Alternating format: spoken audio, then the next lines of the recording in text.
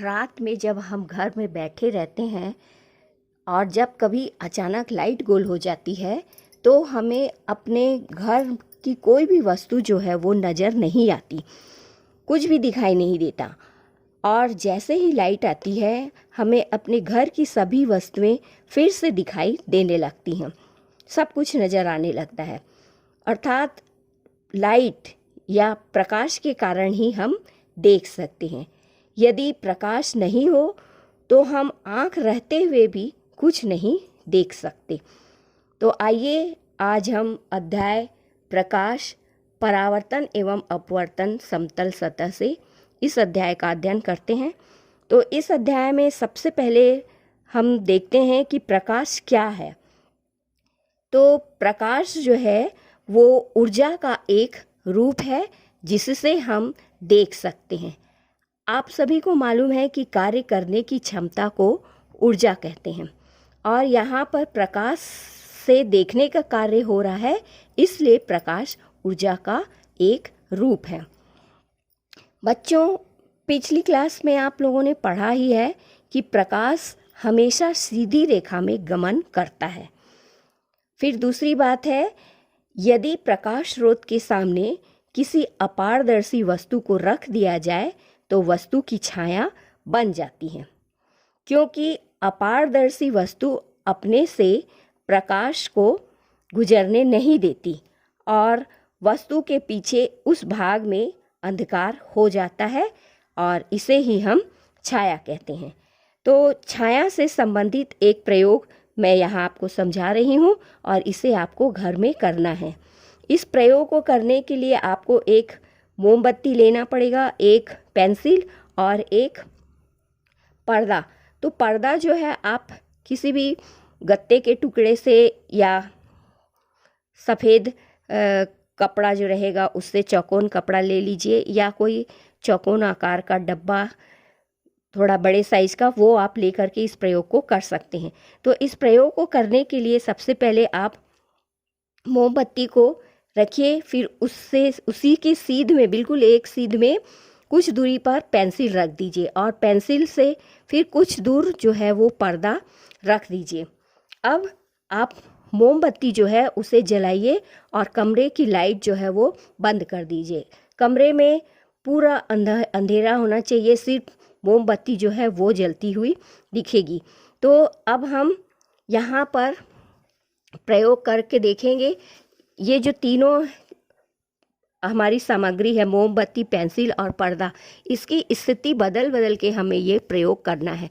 तो पहली स्थिति है, यदि स्रोत से पेंसिल की दूरी घटा दी जाए, अर्थात पेंसिल व पर्दे की दूरी बढ़ा दी जाए और पर्दे को स्थिर रखा जाए तो छाया का आकार बढ़ जाता है। यदि पेंसिल को स्रोत से दूर लिया जाए तो छाया छोटी हो जाती है।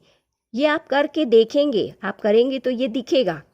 दूसरा है, यदि पर्दे व पेंसिल को स्थिर रखा जाए और स्रोत को पेंसिल के पास लाया जाए तो छाया बड़ी होती है और स्रोत को और दूर ले जाने पर छाया छोटी हो जाती है।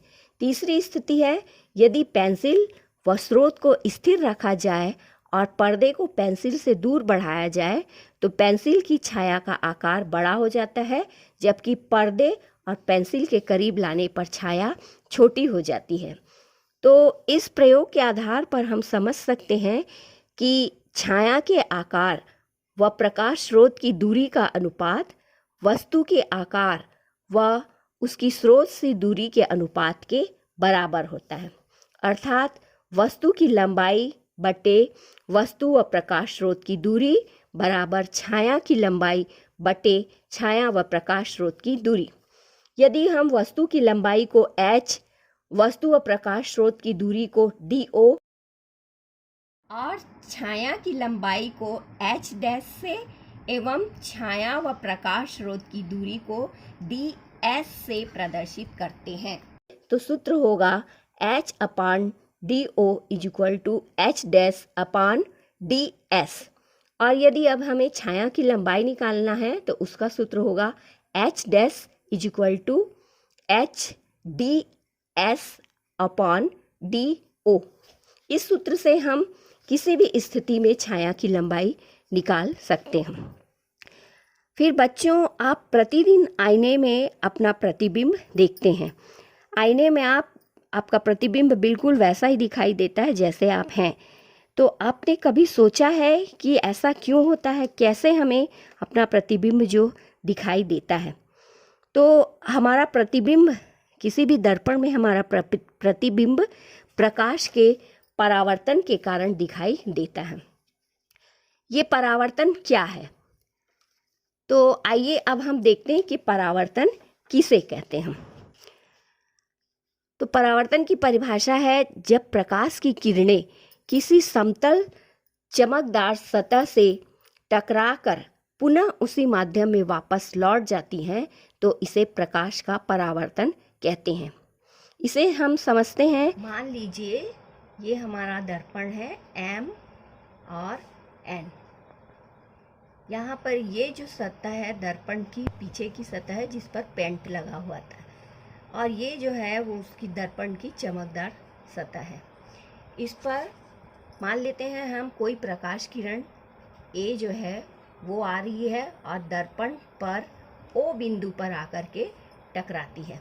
तो ये जो इस बिंदु पर टकराएगी O बिंदु पर, उसे हम आपतन बिंदु कहेंगे। अब ये AO किरण जो है वो आपतित किरण कहलाती है। आपतित किरण मतलब जो प्रकाश किरण वस्तु से निकलती है और दर्पण पर टकराती है। O बिंदु पर टकराने के पश्चात ये परावर्तित हो जाती है और इसे हम प्रदर्शित करेंगे OB से। तो OB जो है वो है परावर्तित किरण। मतलब परावर्तित किरण किसे कहते हैं? जो दर्पण से टकरा करके वापस होती है। अब यदि हम O बिंदु पर एक लंब डाल दें तो इसे हम अभिलंब कहते हैं। OC जो है वो है अभिलंब। अब हम देखते हैं कि आपतित किरण और अभिलंब के बीच एक कोण बनता है, तो ये कोण जो है ये आपतन कोण है।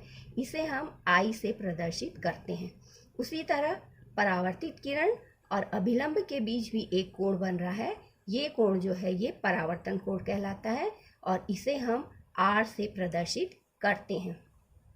परावर्तन में हमेशा ये आपतन कोण I जो है वो परावर्तन कोण R के बराबर होता है। तो ये है परावर्तन की क्रिया। अब परावर्तन के दो नियम हैं।